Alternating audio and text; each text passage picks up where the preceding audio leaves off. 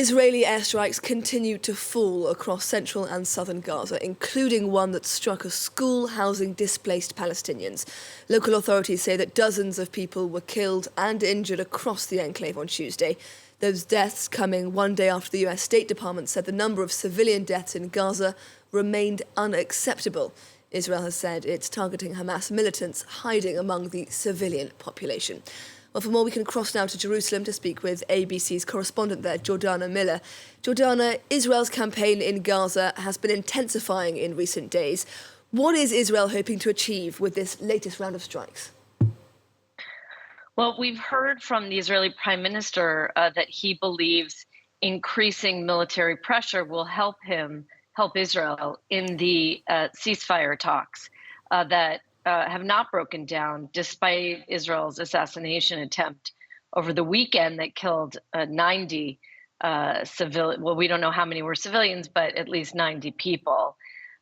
Israel claims that a lot of them were militants guarding these two top high-profile Hamas leaders, but certainly dozens of civilians were killed.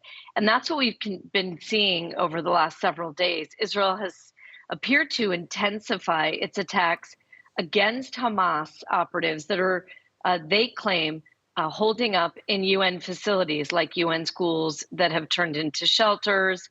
And they seem to be going after them even in areas where there are civilians around. Now, the Israeli army says that they, that they take measures. They're using pointed munitions, but the fact remains that after these attacks, there are still dozens of civilians that are killed. And yesterday was an example. We saw it both near Khan Yunis and in Nusrat at a UN facility. It also appears that Israel is making a clear effort to demolish or destroy UN facilities. One can assume that maybe that is so that Hamas will no longer be able to use them. However, those are facilities that were used to educate Gazans and obviously will be part of the massive reconstruction efforts after this war.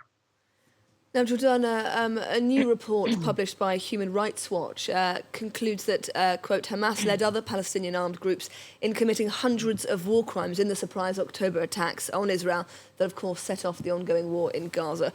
What more can you tell us about the findings in that report and their significance? Well, this is Human Rights Watch, one of the most important, NGOs, and they often write very critical reports of Israel.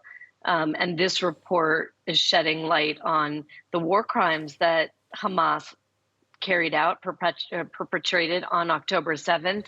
And it specifies that they carried out attacks against more than 24 civilian sites, that is, Israeli settlements, communities along the Gaza border, kibbutzim, and that Nova Film Music Festival. And they say that they have also, based on the findings of the UN, it is reasonable to conclude that Hamas carried out, of course, also sexual assault. They used sexual violence as a weapon against Israelis.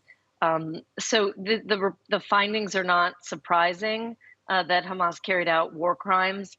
I think we're just seeing it put, in black and white. And obviously it's something that Hamas and its leaders will be held accountable for after this war. We've already seen that the International Court of Justice, the ICC, has put out arrest warrants for the leader of Hamas, Yahya Sinwar, also based on the fact that he led a ghastly attack that included really the main target against civilians. Jordana Miller reporting from Jerusalem there. Thank you very much.